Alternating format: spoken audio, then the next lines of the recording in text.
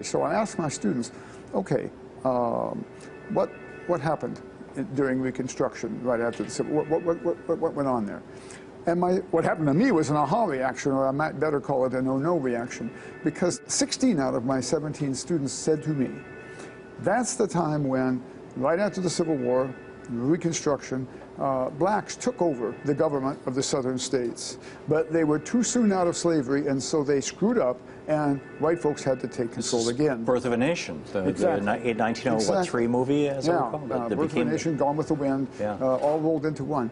And of course, these are all African-American students. I thought, my gosh, what must it do to you to believe that the one time your group was center stage in American history, they screwed up? Now, it'd be a different matter if this happened, but it didn't happen. This is, in fact, what we in sociology call BS history, that is, bad sociology. I watched black teachers teaching all black classes this white supremacist history that was complete BS, because they were just teaching what was in the book. Why haven't you learned anything? Man, that school is a joke. The same people who control the school system control the prison system and the whole social system ever since slavery. You know what I'm saying? Get your lessons, that's what my moms kept stressing. I tried to pay attention, but their classes weren't interesting. They seem to only glorify the Europeans, claiming Africans was only 3/5 of human beings. They schools can't teach us shit. My people need freedom. We trying to get all we could get. All my high school teachers telling me white man lies, straight bullshit. Schools ain't teaching us what we need to know to survive. Say on, say what? Schools don't educate, all they teach the people is lies.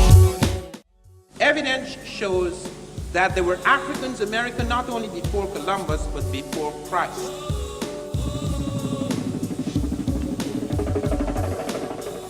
They came to America not as slaves, but as masters. I am not the first to suggest there were Africans in America before Columbus, nor is anyone in the modern period. Columbus is the first man to suggest it. He points out in his diary that on his second voyage, Native Americans of Haiti, which was then known as Hispaniola, came to him and told him that black people had come in large boats from the south and the southeast, trading with the Americans in gold-tipped metal spears. They were examined by the Spanish metallurgists, and they ruled that these spears had the same ratio of gold, silver, and copper alloys as spears then being forged in African Guinea.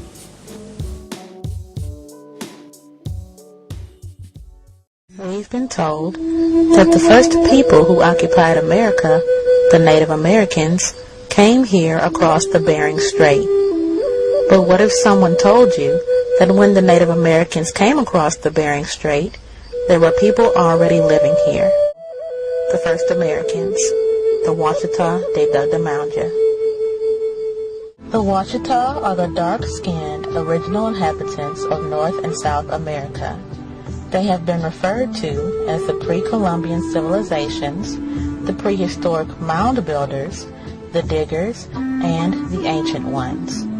Certified legal documents of colonial and Spanish and French explorers identified the Washita as the ancient occupants of America. There are three major currents of Africa, about 100 miles off the African coast, that take you automatically to America. Once you are caught in those currents, whether you plan it or not, you have to get to America unless the fish get you first. We cannot use the same historical methods that are used in Europe. Europe has had the enormous advantage of the conquest in that its libraries have remained fairly intact for many centuries. Our libraries have been shattered, and it's not a question of the lack of libraries. In the Americas alone, there were thousands of books. Only 3 major American books survive, and they're not even in America.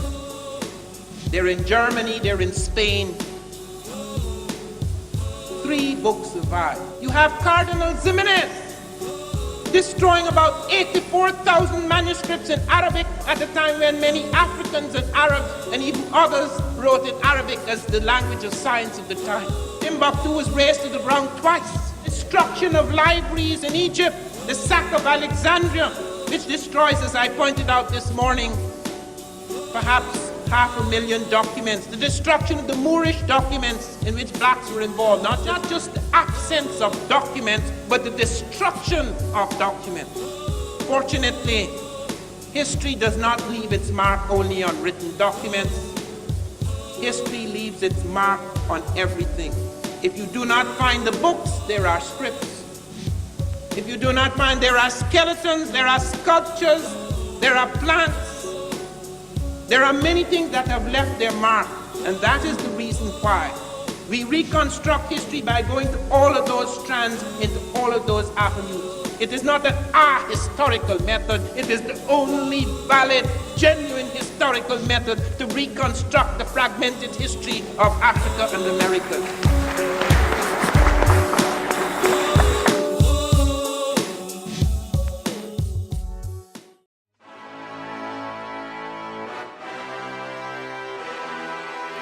Welcome to the next episode of Yes, Ain't Said That. Starring today's Samuel Chapman Armstrong. Samuel Chapman Armstrong was a Yankee white man that felt that free blacks should continue to uphold the South's agricultural and manual labor economy framework after slavery. Essentially, black folks keep doing white man's work. Look, we'll pay you this time, see? Alright, oh, okay, it's cheap labor, but please, we need you, man. I'm begging. Samuel Chapman Armstrong on black folks' role in the U.S. One who shirks labor may be a fine mathematician, but the blockhead of the blackboard may be a shining example in the cornfield. The Negro has one source of strength, the habit of industry acquired under slavery, that habit that saved the race from complete moral ruin. The critical problem with the black race is not one of brains, but a right instincts of morals and hard work. Now, know nothing about that.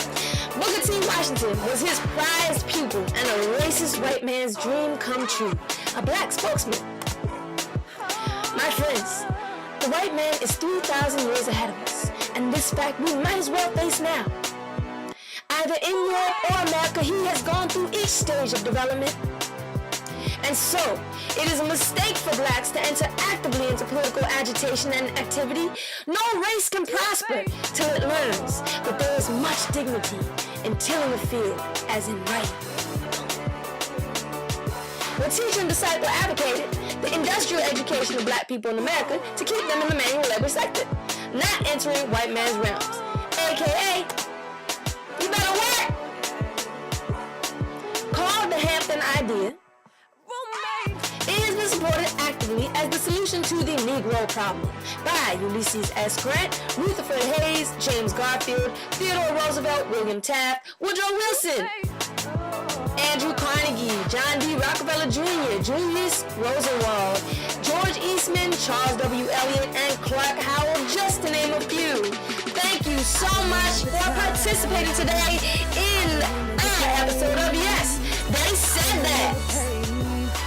Stop till they know my name. I remember the time. I remember the days. I remember the pain. Yeah. Now the world till they know my name. I remember the time.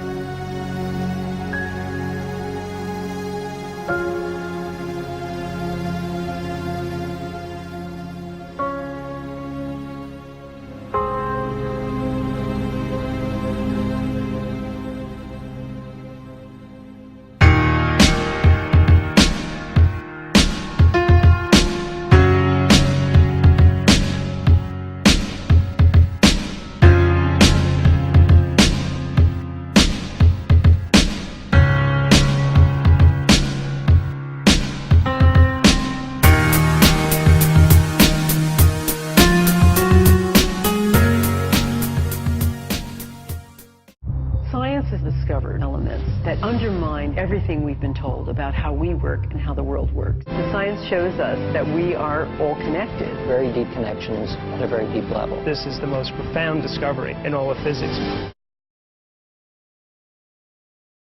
Matter seems like a good place to begin. The solidity of the world seems totally indisputable.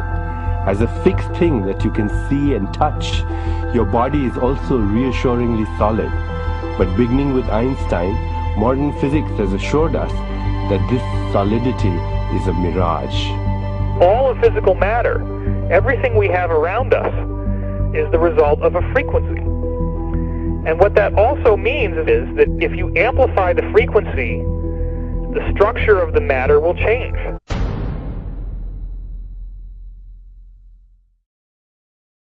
Wathinda thina wathinda bangasokufa safa saphenduka saphenduka nje bovu wathinda thina wemodo mode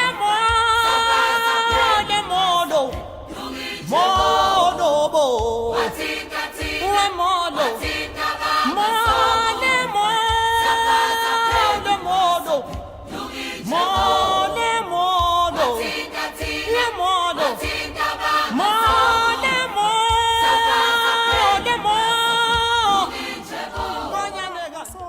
This is Chai, he's 17 years old. They call him Flexi Man, Bendy Man. Annie, just explain to me exactly how he's able to achieve all this. Is he just sort of, as it were, built like this, or does he have to keep himself supple? Oh, definitely, because that's all to do with Qigong. So they started very young, when it was little. Qigong being what? Qigong is like you have to hold in your mind really in the very, very special place. So they just think concentratedly, so they forget about pain. Just mind over matter. Yeah. Look at it. Oh, really, it's quite a bit. Look at this. Are you right there? That's incredible. I can do that. It's very easy to do. Oh, you can try it. Yes, I don't think so. Now, this is Master Wong. Yeah. If I can ask you, sir, how can they not feel pain when they twist themselves up? And we've seen in a few moments that they're able to break things over their head, like these iron bars, for instance. Yeah. Why do they not feel pain? 他就问你为什么他们不会感觉到疼？就是气功练了多年所致。 What's he saying? What he said is very important to do with the Qigong because they take a long, long time, many years since they were young. They started to practice Qigong and they just hold in their mind, concentrate, right. And you forget that. Concentrate, yes, okay. That's right. I'll try to remember that. Now, these are two iron bars. We're now going to see these. This gentleman here. Just tell me, Annie, what is it that this gentleman's going to do with these? Oh, he's going to break the iron bars. Right, okay. We'll stand out of his way. Yeah.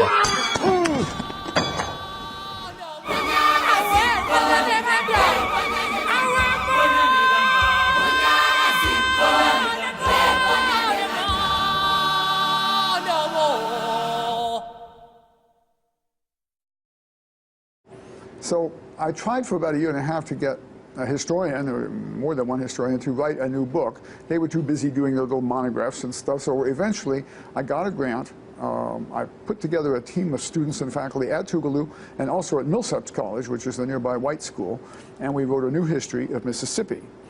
Well, this was aimed at 9th graders where this was a required course, and the state rejected our book for not just public school use, for any school use. We sued them. It was a dramatic trial, in fact, and the key moment of drama happened with John Turnipseed on the stand. He was one of the 7-member Mississippi State Textbook Board, 5 of whom had voted against our book, including him. There were 5 whites and 2 blacks on the board. I think you can figure that one out.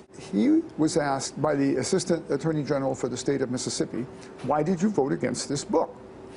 Which is a good question because it was a good book. He had us turn to page, whatever it was, 189, I think, where there was a photo of a lynching. Now, Mississippi, in fact, had more lynchings than any other state. It's a matter of history, and it's important, and it makes a difference in how society operates. But he said, and I can quote him exactly, I committed it to memory when he said it. He said, now, you know, some 9th graders, especially black male 9th graders, are pretty big.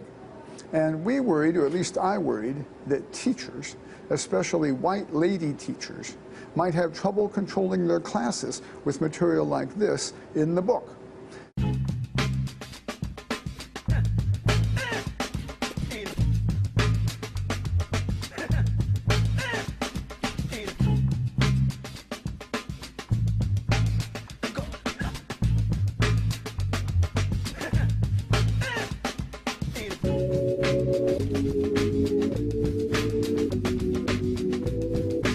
Our children are living in the most intensely stimulating period in the history of the earth. They're being besieged with information and calls for their attention from every platform, computers, from iPhones, from advertising holdings, from hundreds of television channels. And we're penalizing them now for getting distracted. From what? Boring stuff. At school, for the most part. It seems to me not a coincidence totally that the incidence of ADHD has risen in parallel with the growth of standardized testing. Now, these kids are being given Ritalin and Adderall and all manner of things, often quite dangerous drugs, to get them focused and calm them down. But according to this, attention deficit disorder increases as you travel east across the country. People start losing interest in Oklahoma.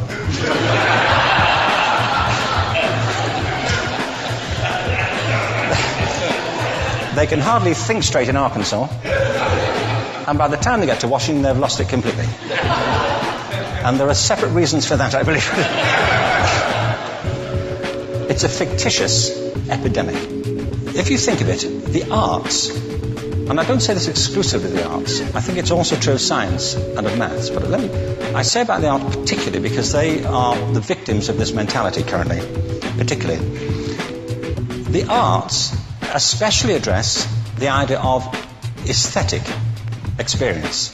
An aesthetic experience is one in which your senses are operating at their peak, when you're present in the current moment, when you're resonating with the excitement of this thing that you're experiencing, when you are fully alive. An anesthetic is when you shut your senses off and deaden yourself to what's happening.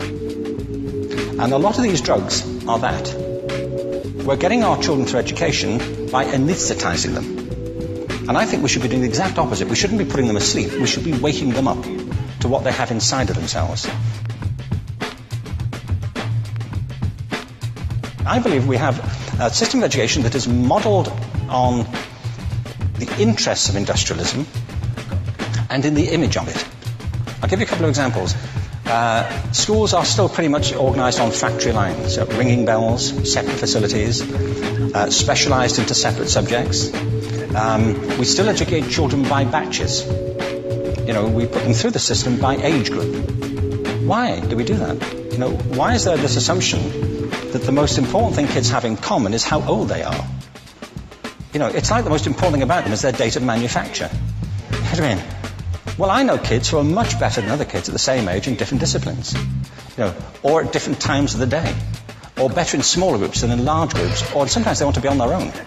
If you're interested in the model of learning, you don't start from this production line mentality. It's essentially about conformity, and increasingly it's about that as you look at the growth of standardized testing and standardized curricula.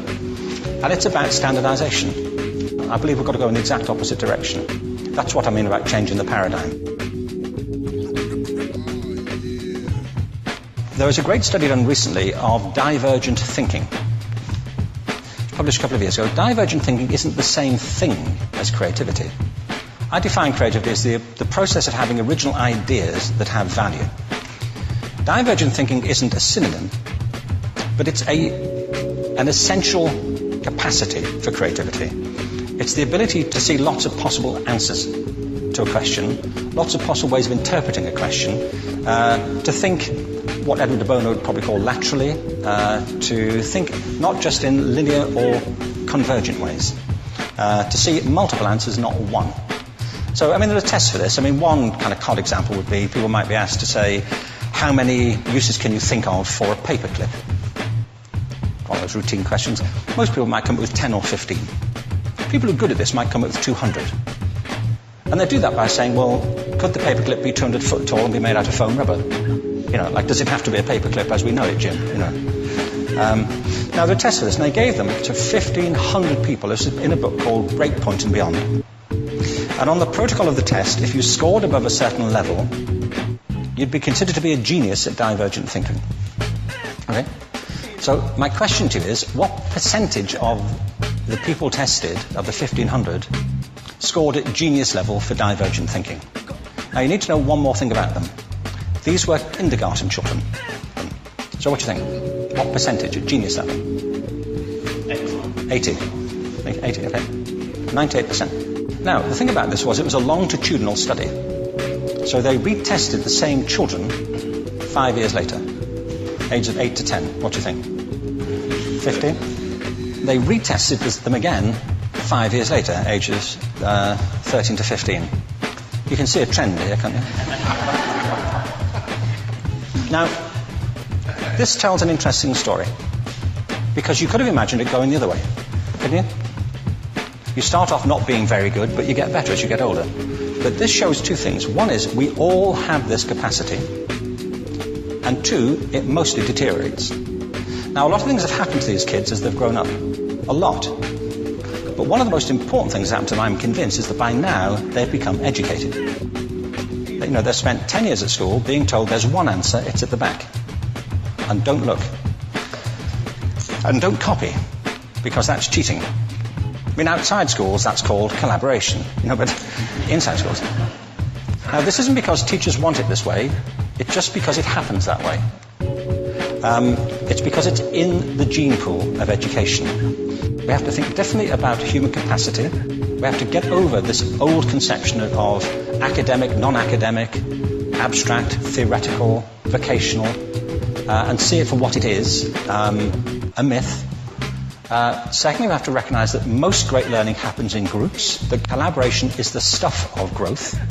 If we atomize people and separate them and judge them separately, we form a kind of disjunction between them and their natural learning environment. And thirdly, it's crucially about the culture of our institutions, the habits of the institution and the habitats that they occupy.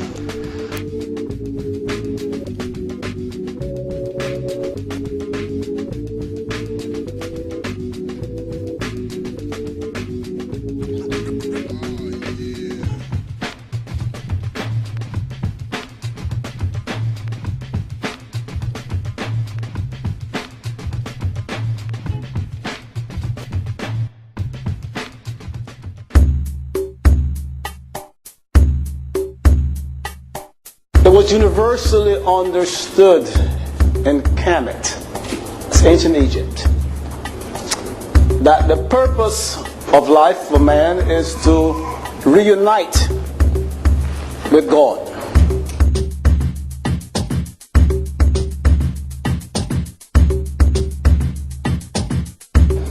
And because spirituality is a science as exact as chemistry and physics, the initiates of ancient Egypt evolved, elaborated a very specific language as well.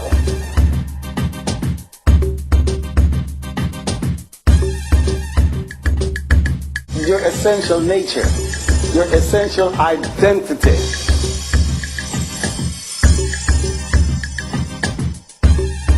You're relatively omnipotent, meaning that you have the potential to manifest all the powers and capabilities, talents that you need to achieve your destiny.